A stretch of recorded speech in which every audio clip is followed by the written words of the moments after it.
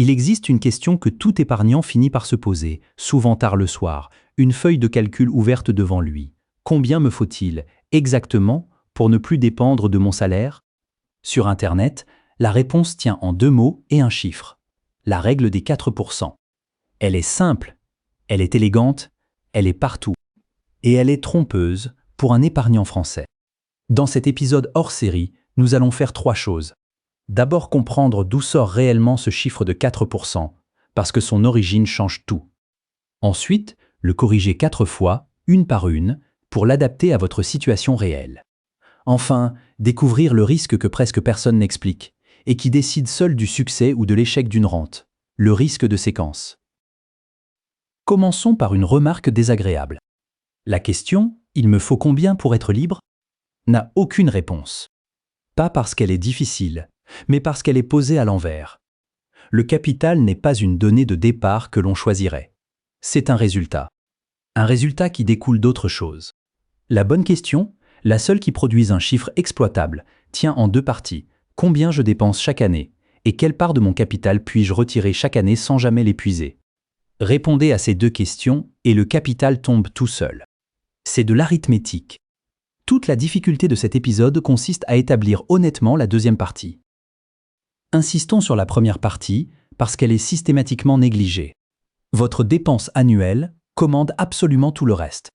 Prenez 2 personnes qui possèdent le même capital, exactement le même. Celle qui vit avec 1 500 € par mois est libre. Celle qui vit avec 4 000 € par mois ne l'est pas avec le même argent. Voilà pourquoi la course au capital est souvent la mauvaise course. Faisons le calcul dans l'autre sens, il est saisissant. Réduire durablement votre dépense annuelle de 3 000 € produit exactement le même effet que posséder 75 000 € de capital en plus. 3 000 € par an, c'est 250 € par mois. Et surtout, c'est la seule variable que vous contrôlez entièrement. Le rendement des marchés, lui, ne vous demandera jamais votre avis. Alors avant de calculer quoi que ce soit, comptez vos dépenses sur 12 mois glissants. Réellement, relevé bancaire en main, pas de mémoire. D'où sort ce fameux 4%? L'histoire vaut la peine d'être connue, parce qu'elle explique la plupart des malentendus. En 1994, un conseiller financier américain nommé William Bengen publie une étude devenue célèbre. Sa méthode est simple et robuste. Il prend toutes les dates de départ à la retraite possibles depuis 1926 et pour chacune il cherche le taux de retrait qui n'aurait jamais, dans aucun scénario historique, épuisé le portefeuille en 30 ans. Le pire cas de l'histoire américaine lui donne 4,15%. 4 ans plus tard, en 1998, 3 universitaires américains publient ce qu'on appelle l'étude Trinity et confirment l'ordre de grandeur par une autre méthode. La presse arrondit à 4%. La formule est jolie, elle entre dans le langage courant. 30 ans plus tard, on la cite comme une loi de la physique. Ce n'était rien d'autre qu'un résultat historique obtenu sous des conditions très précises. Ces conditions, justement, personne ne les cite jamais. Elles sont pourtant écrites noir sur blanc dans l'étude et il y en a 4. Première condition, 30 ans. Pas 40, pas 50. Le modèle décrit une retraite classique qui démarre à 65 ans, pas une sortie du salariat à 45 ans. Deuxième condition, un portefeuille composé pour moitié d'actions et pour moitié d'obligations américaines. Ni un livret, ni un fonds euro, ni de l'immobilier. Troisième condition, un retrait réindexé sur l'inflation chaque année, mécaniquement, quoi qu'il arrive sur les marchés. Quatrième condition, et c'est la plus lourde, le modèle ne comporte ni frais ni impôts. 0. 2 hypothèses qui n'existent nulle part dans la vraie vie et surtout pas en France. Retenez bien cette dernière ligne, c'est celle qui va nous coûter le plus cher. Faisons quand même le calcul naïf, il nous servira de point de départ. Retirer 4% de son capital chaque année, c'est retirer un 25e. Rien de plus mystérieux, 4%, c'est un divisé par 25. Donc le capital nécessaire vaut votre dépense annuelle multipliée par 25. Prenons un cas concret que nous garderons jusqu'à la fin de cet épisode. Vous voulez toucher 2 000 € par mois, soit 24 000 € par an. 24 000 multiplié par 25 donne 600 000 € de capital investi. Voilà notre chiffre de départ. Nous allons maintenant le corriger 4 fois, et je vous préviens tout de suite, il ne va pas baisser. Voici ce que donne ce raccourci selon le train de vie, et surtout selon le taux de retrait retenu. À 4%, 1 500 € par mois demande 450 000 €. 2 000 € par mois, 600 000 €. 3 000 € par mois, 900 000 €. Et 4 000 € par mois, 1 200 000 €. Mais regardez maintenant les colonnes de droite, celles à 3,5 et 3%. Pour ce même train de vie de 2 000 € par mois, il faut 686 000 € à 3,5% et 800 000 € à 3%. Autrement dit, un seul point de taux de retrait en moins, et il faut un tiers de capital en plus. Toute la suite de cet épisode consiste à déterminer honnêtement dans quelle colonne vous vous situez. Première correction. Votre horizon n'est pas de 30 ans. La règle a été calibrée sur 30 années de retrait, ce qui correspond à un départ à 65 ans avec une espérance de vie classique. Si vous visez l'indépendance financière à 45 ou 50 ans, vous devez financer 45 à 50 années de dépenses, parfois davantage. Or, plus l'horizon s'allonge, plus le taux qui n'a jamais échoué historiquement descend. Sur ces durées, les travaux sur données longues font tomber le taux prudent vers 3 à 3,5%. Et voici la bonne nouvelle cachée dans cette mauvaise nouvelle. Passer de 4 à 3,5% ne change strictement rien à votre vie quotidienne, puisque vous retirez la même somme. Cela change seulement le capital de départ, dans notre exemple, 86 000 € de plus. C'est le paradoxe cruel de l'indépendance financière. Plus vous voulez partir tôt, plus le taux doit être prudent, et donc plus le capital doit être élevé.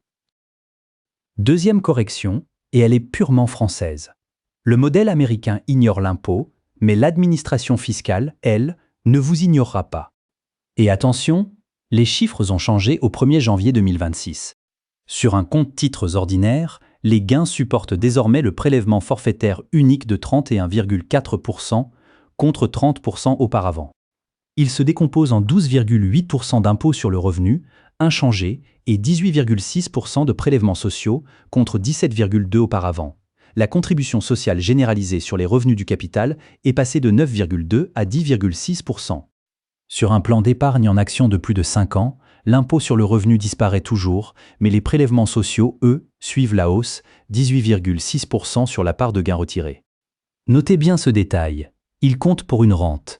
Le taux appliqué est celui en vigueur le jour du retrait, et non celui de l'année où la plus-value a été réalisée. L'assurance vie, elle, échappe à cette hausse. Ces prélèvements sociaux restent à 17,2% et après 8 ans, un abattement annuel rend les premiers milliers d'euros de retrait très légèrement taxés. Voilà qui renforce sérieusement son intérêt pour la phase de rente. Et voici le point que presque tout le monde comprend de travers.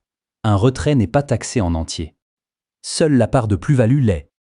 Concrètement, si votre plan d'épargne en action est composé pour moitié d'apport et pour moitié de gains, retirer 24 000 € ne fait supporter les prélèvements que sur 12 000 €, soit 2 232 €. Il faut donc sortir 26 232 € pour en toucher réellement 24 000. Troisième correction, les frais. Et ici, la règle est d'une brutalité mathématique simple. Chaque point de frais annuel se retranche presque intégralement de votre taux de retrait soutenable. Comparons. Un fonds indiciel large logé dans un plan d'épargne en action coûte entre 0,20 et 0,40% par an. Une assurance vie investie en unités de compte, en cumulant les frais de gestion du contrat et les frais internes du fonds, dépasse fréquemment 2% par an. Un mandat de gestion piloté atteint facilement 2,5%. Faites le calcul. Sur un budget calibré à 4%, 1,5% de frais ramène le retrait réellement tenable autour de 2,5%. Vous venez de perdre plus du tiers de votre rente, sans qu'aucun marché n'ait baissé. Ce sont les frais, bien plus que les cracks, qui détruisent silencieusement les projets de rente. Quatrième et dernière correction, plus inconfortable. La règle a été testée sur le meilleur marché du siècle. Benjen a travaillé exclusivement sur les données américaines du XXe siècle.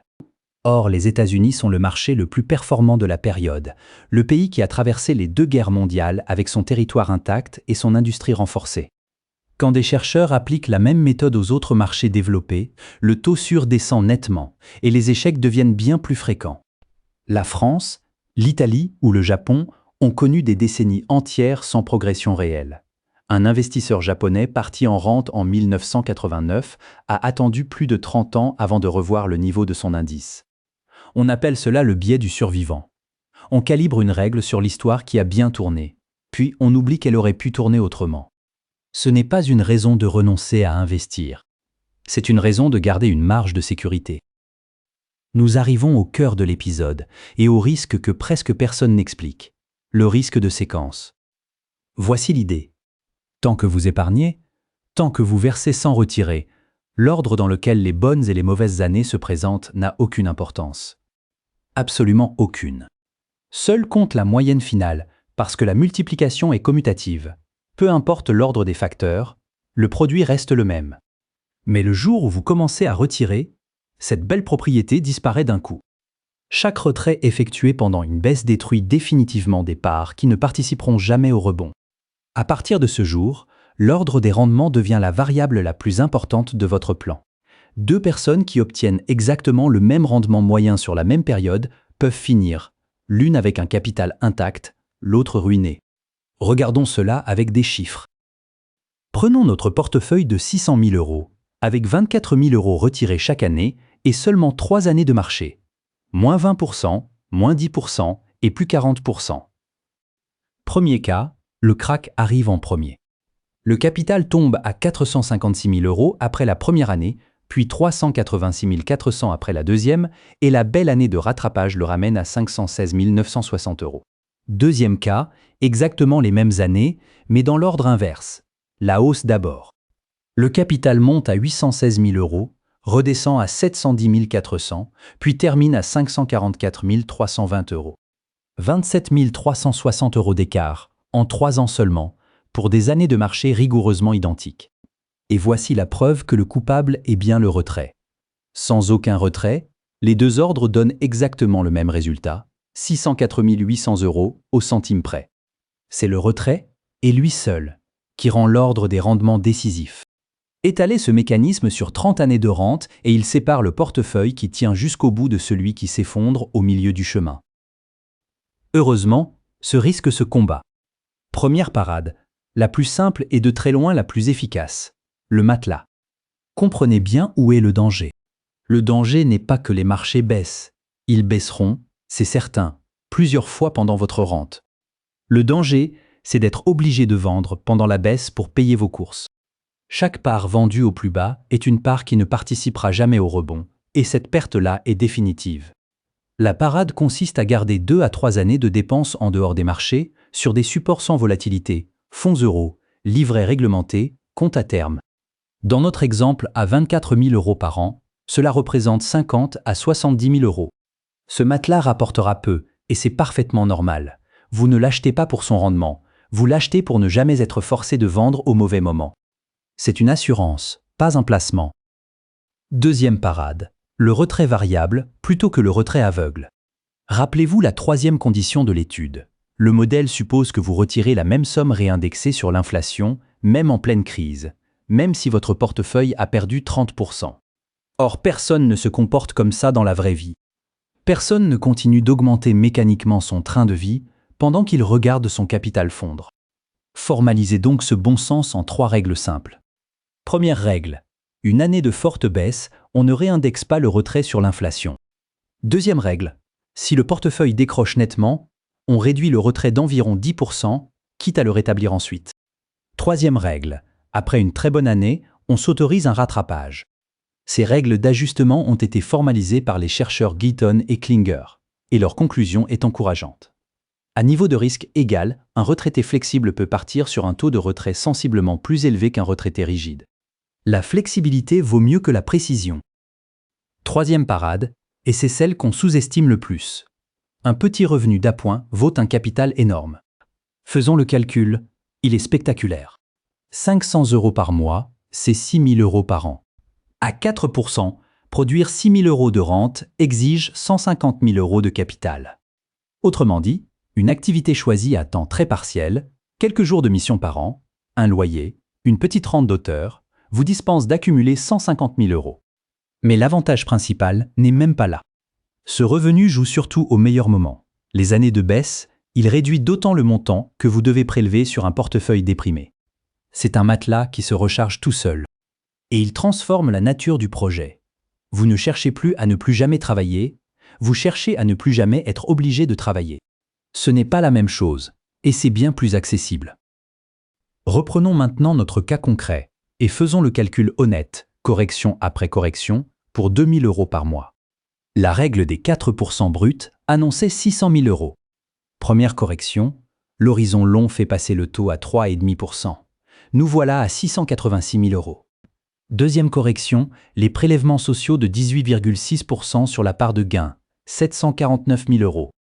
Troisième correction, des frais réels d'environ 0,4%, ce qui est déjà une hypothèse très favorable, 846 000 €.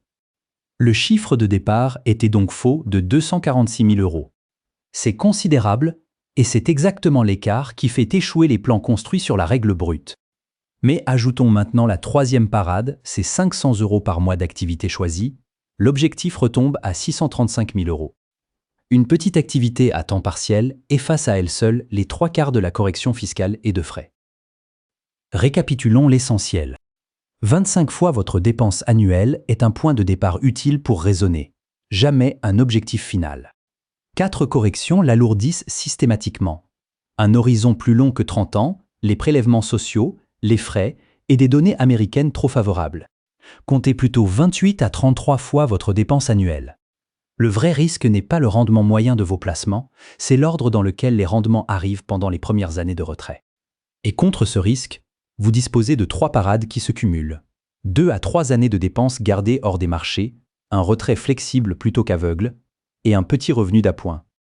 Terminons par ce qui compte vraiment. Le capital ne rend pas libre. C'est l'écart entre ce qu'il produit et ce que vous dépensez qui rend libre. Et de cet écart, vous contrôlez entièrement une moitié.